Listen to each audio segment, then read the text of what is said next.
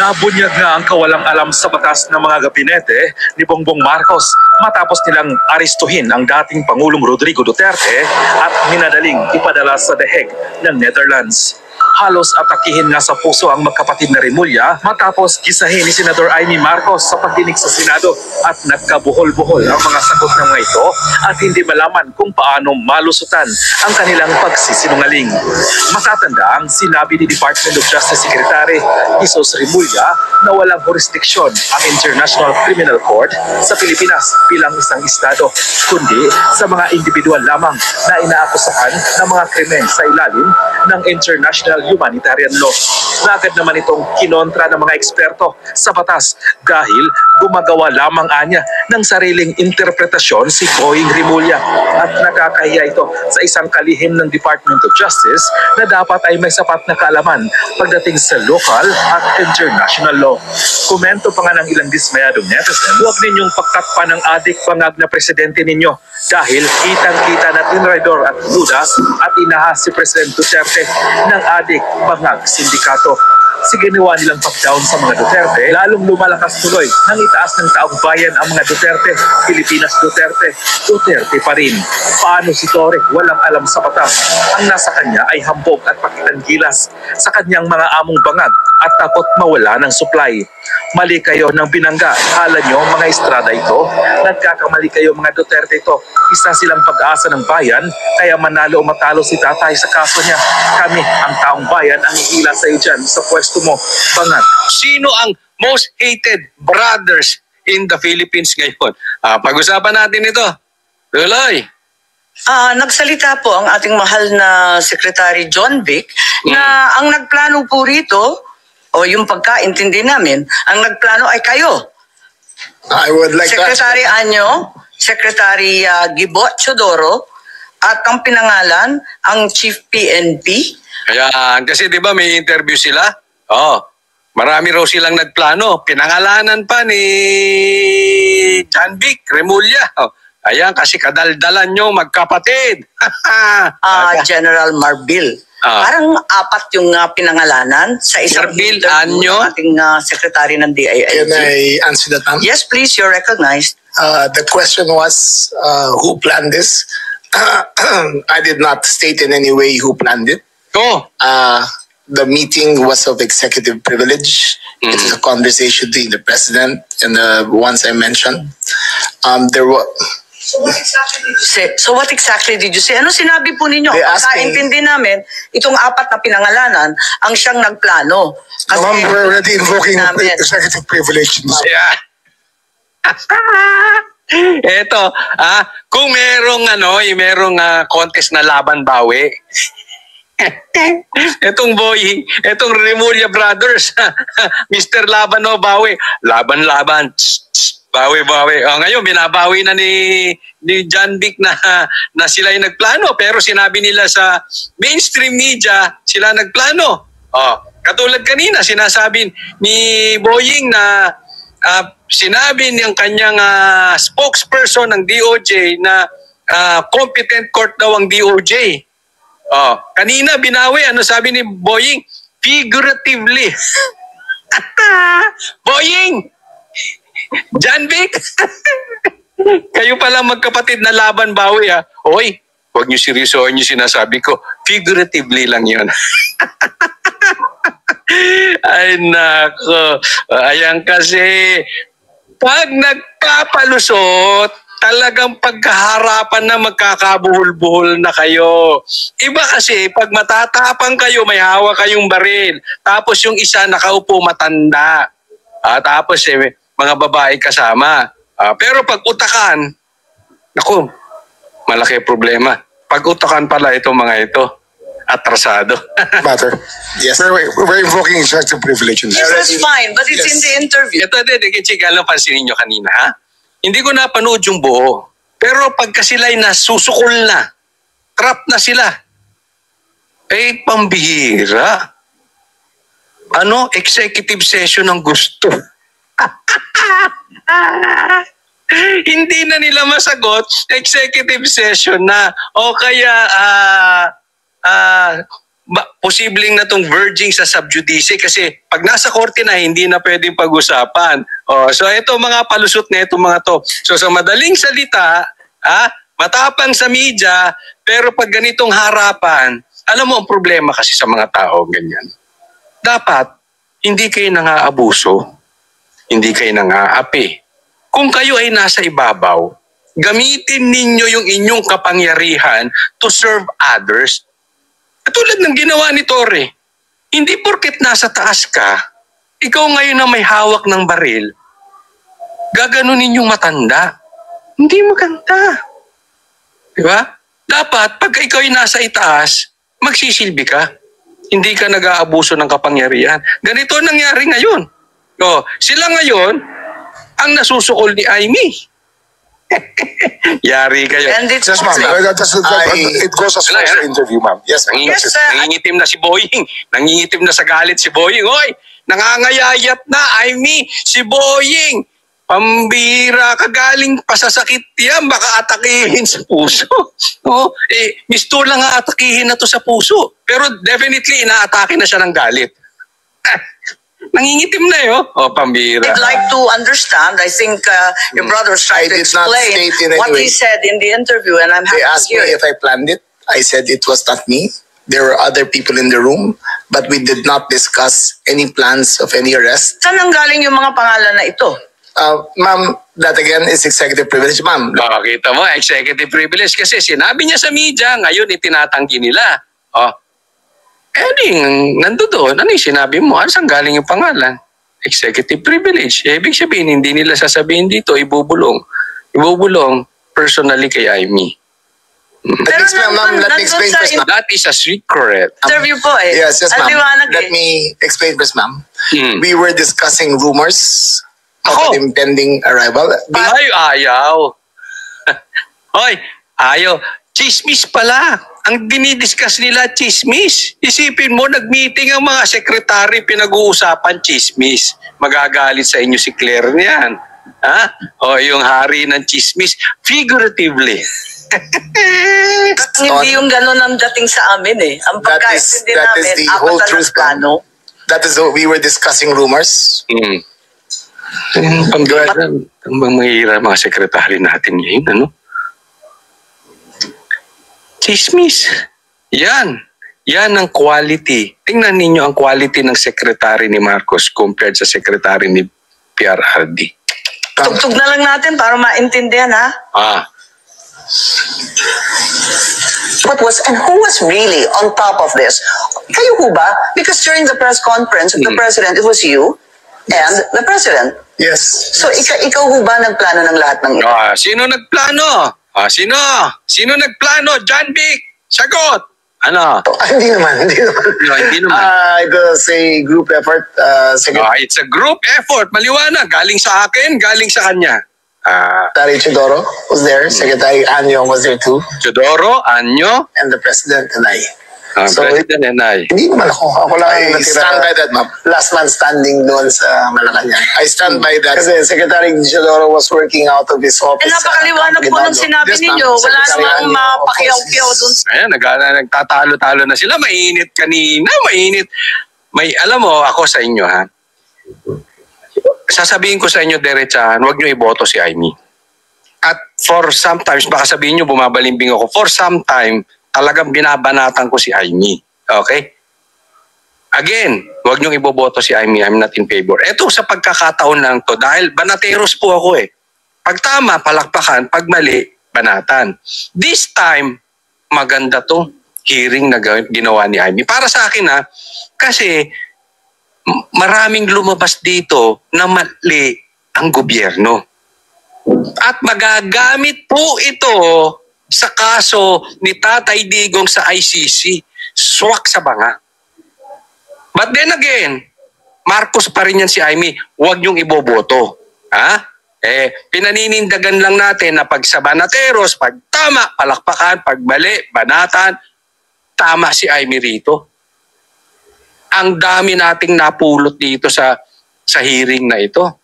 At maraming magagamit sa kaso sa ICC at marami pang makakasuhan dahil dito.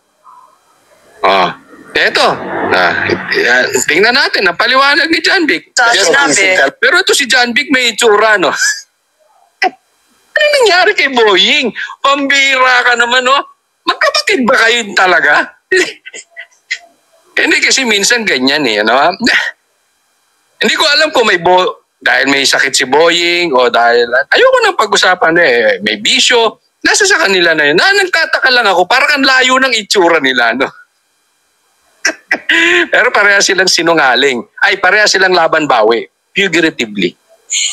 Yes, ma'am. Atayin na muna natin. Pakaliwanag naman ang sabi ninyo, hindi ako mag-isa kahit ako ang kasama ng presidente nung nagsalita sa press con, hindi ako mag-isa ang nagplano.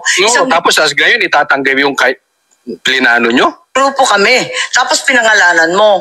No, ma'am. Sinabi ninyo I state, ma'am, again, executive privilege. But executive privilege. Hindi niya itatanggi kasi sukol. Executive privilege sila. ma'am, walang executive privilege kasi binunyag na I ninyo sa must TV. state it. Yun. Tama din si Amy. Public knowledge na to eh. What executive session are you talking about? Alam na to ng lahat ng taong bayan. Sagutin mo na lang, bakit ngayon ibang sinasabi mo na kayo nagplano? Alam na namin lahat yan eh. Very clear, as I stated very clear, that there was no mastermind. We were discussing mainly about what the president's statements were in Hong Kong, and it was based all on that statement, ma'am. Sinabi ninyo na hindi kayo mag-isa na nagplano, kundi isang There was no grupo. planning, ma'am. Pero yun ang sabi eh. I said, hindi ako nagplano. Marami May kaming- isang grupo na Ang nagplano. Hindi ako tinatanggi nitong mama na ito. There was no plan. Sabi niya, walang plano. Kasasabi lang na dinig eh. It was a group effort. So yung plano na yan, kaming apat. We were all talking. Grabe ang Rimulya, no? Ganyan ba kasi nungaling ang Rimulya? Nagtatanong lang ako, figuratively. Grabe, pero lumabas na expose ang Rimulya rito. Oo. Silang dalawa magkapatid. I mean, akalain mo naman. Ako, doon pa lang medyo out na yun eh. Saan ka naman nakakita ng delikadesa ng sekretary magkapatid? May galiwaw. Bongbong kakaiba ka talaga. Tapos, ang speaker, pinsan. Di ba? So, dito, sa aking pananaw, na-expose po, mahina po, ang grasp pagdating sa batas, bagamat sila ay abogado, itong mga sekretary ni Marcos. Kung ang pag-uusapan lalong-lalo na, yung patungkol sa international law, then at the same time, yung due process. Na-expose sila dito. May kahinaan sila. And can you imagine that na binabayaran ng gobyerno ito? Parang lumalabas, kay Marcos, hindi importante yung yung know-how. Ang importante sa kanya, kaya niya bang hawakan sa liig. Pag sinabi niyang tahol, tahol. Pag sinabi niyang dila, dila. Parang ganyan lumalabas dito eh. Dahil sabi ko nga, ang daming error, ang daming mapupulot yung mga abogado kaya nga maganda rin to nasa English eh. Maraming makukuha yung abogado ni Tatay Digong dyan sa ICC mga magiging puti na po ang magiging abogado ni Tatay Digong. Talking about a rumor, ma'am, and that was all. Rumor lang yon? Yes, ma'am. Group effort ang sabi mo eh. Ang tanong niya, kung ikaw ang nagplano, tapos sabi mo, There was no hindi, planning, group ma'am. effort. There was no planning, ma'am. Yun nga ang tanong eh. Sabi nga eh, ikaw ba nagplano? Hindi, group effort. So ibig sabihin, grupo yung nagplano. Ang gulo-gulo mo naman dyan, kausap, ano ka ba? Anong in-effort ng group ma'am, kapag hindi let plano? me make- I think that we're intruding into executive privilege already, ma'am. Ayaw! Sugod si Boying! Executive privilege na naman. Pag-executive. Public knowledge na nga yan, Boying. Pambira. To the rescue si brother. Marcos, ang gagaling ng sekretary mo. I think that we Pero mas nautakan ha. Lumabas ang utak ni Amy dito compare sa dalawa. Sa bagay, hindi lang naman kasi ito talino eh. Mali talaga kasi yung magkapatid. Talagang may error eh. Kaya siguro kahit sabihin nating matalino tong dalawang Remulla na ito, talagang mauubusan sila ng palusot dito. Why? Kasi in the first place, illegal arrest talaga yung ginawa. Maling-mali. Kaya wala silang lusot. Kahit sobrang talino pa ilagay mo dyan, mali yung ginawa.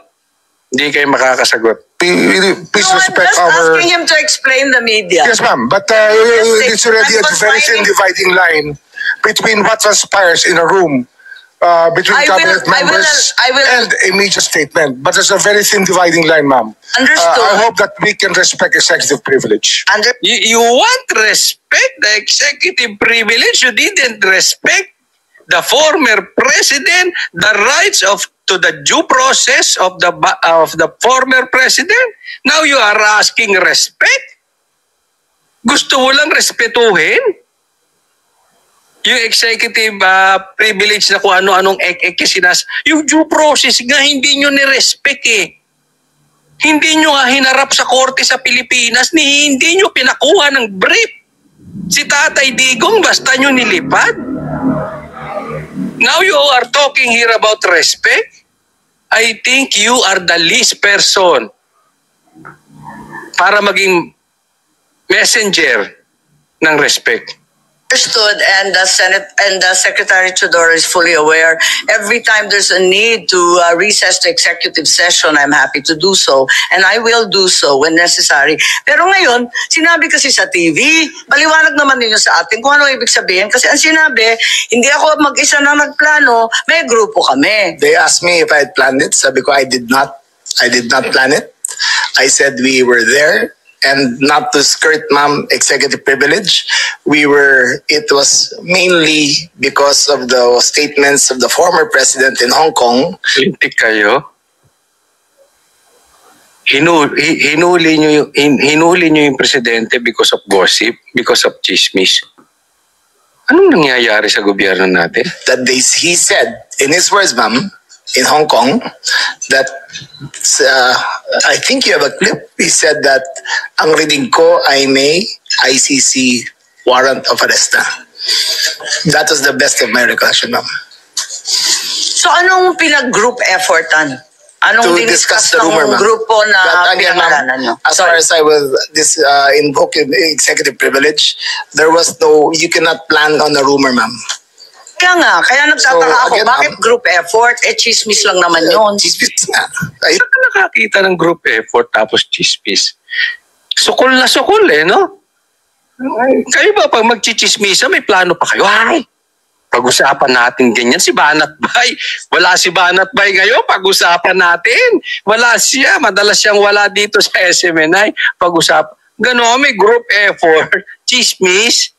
Niloloko mo naman kami, oh. Kaya nga, kung chismis, bakit mag-group effort pa? Tapos pinangalanan mo ma'am, pa lahat na maraming nag-group marites sa effort? mundong to, ma'am. Ayun, maraming marites sa mundong ito. Nakisali. Marcos, yung mga sekretary mo, marami ng marites sa mundong ito, nakidagdag pa. Claire, anong gagawin mo dito sa mga to? Fake news. Fake news? Ito yung tinatanggi, oh. Kasasabi lang niya, nagplano. Ngayon, tinatanggi na niya. Claire, tingnan natin kung hindi ka double standard. Tingnan ko nga kung kaya mo yung mga kapwa-sekretary mo. Ayusek. Tingnan ko nga, hindi ka takot kay Remulla? Masip-sip ka rin. Baka alisin ka dyan sa pwesto. Labis naman yung marites, dami-daming It was marites a sa amin. discussion of a rumor based on the statement of the president in Hong Kong.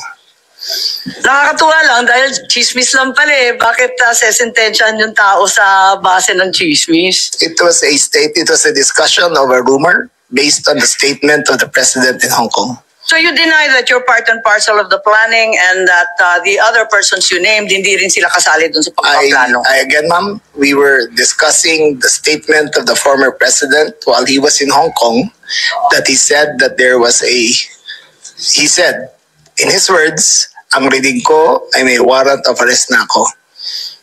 So that was the only basis of the conversation. So ang pinapalabas nitong mama na ito, may warrant of arrest sinabi. Totoo naman sinabi ni PRRD. Kaya hindi ako naniniwalang may traitor eh. Dahil Sabado pa lang alam namin huhulihin na si Tatay Digo. So ang sinasabi nito si John Vic, doon daw sila kumuha ng marites kay PRRD. Nakimarites sila, may chismis at sinabi ni Tatay Digong meron na siyang warrant of arrest.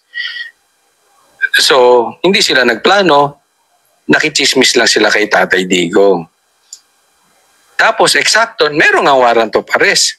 So, sa madaling salita, mahina intel nyo, inaamin ninyo. Nauna pa kaming nakaalam na may warrant, nahuhulihin na si Tatay Digong. Nauna pa kayo ni Tatay Digong yung huhulihin. Kayo mga sekretary, di nyo alam, naman, naglolokohan naman tayo rito talaga naman. Huwag naman yung pinagloloko yung mga Pilipino. Pambihira naman kayo eh. Kaya naiinis ang mga Pilipino eh. Tingnan mo to. Isinisip pa kayo PRRD. Alam ni PRRD raw. Hindi naman namin tinatanggi. Alam ta talaga namin. Nung nasa Hong Kong kami, alam na namin. Alam mo kaya yung lumalabas na chismis? Eto sasabihin ko sa inyo kung gaano kahihina itong mga trolls ni Marcos. Sinasabi nila na humingi daw ng political asylum sa China at sa Hong Kong si Tatay Digong. Hindi po totoo.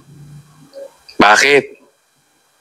Siyempre sabihin mo, Coacholi, sasabihin mo yan. Siyempre, maka Duterte ka. Tanga, hindi. Simple lang naman eh. Hindi naman member ng ICC ang China. Hindi kailangan ng political asylum ni Tatay Digong sa China. Hindi niya kailangan ng political asylum sa Hong Kong. Hindi member ng ICC itong bansang ito. So hindi sila obligado ibigay si Tatay Digong. Pumunta lang sila doon, hindi sila gagalawin ng ICC. Pilipinas lang naman ang hindi member ng ICC, pero binibigay natin yung taong bayan sa mga puting ito. Tayo lang ang walang yagballs, manindigan para sa ating taong bayan. Nalaglag tuloy. Yan ang totoo nun. So tigil-tigilan nyo yung chismis sa China, hindi po. Kaya alam mo, this is very, very important. I want to be serious in this thing. Maganda yung ginagawa ni Amy kasi kailangan masolusyonan ito. If there is an illegal arrest, this is very, very important. Hindi po pwede yung sinasabi ni Boying na this is a done deal. No, sir, this is not. Bakit? Kasi marami pang kasunod. At sinabi ni Claire, pag kinakailangan maipapahuli dito ang Interpol or ang ICC, kahit hindi tayo member, even Boying sinabi niya. Ngayon, nagbago sila ng isip. Sinabi ni Boying, nagbabago naman ang pag-iisip ng tao kasi sinasabi yung dati yung sinabi ni Marcos dati. For the 100th time, hindi tayo magko-cooperate kay ICC. Ngayon, pag may huhulihin sa Pilipinas, they will cooperate even though we are not member. So anong punto? Dapat talaga madesisyonan na ito that this is illegal arrest. Hindi po pwede. Meron tayong batas eh. Kung meron kayong problema sa tao, sa mga Pilipino, ihablan nyo dito sa korte natin, tapos dito nyo litisin. Kasi binabypass nyo ang due process. Halimbawa, ako, si Bato, o kung sino man, si Roque, basta nyo lang isumbong sa ICC, may merong warrant of arrest.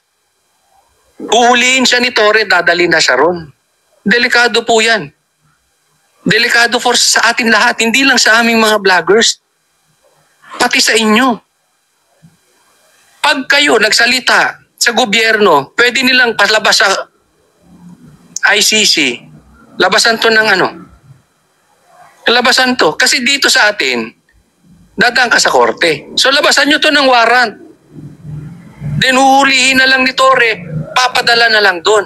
Tahimik na yung vlogger. Tama o tama-tama. So this is not a done deal, Boying. For us, this is not a done deal.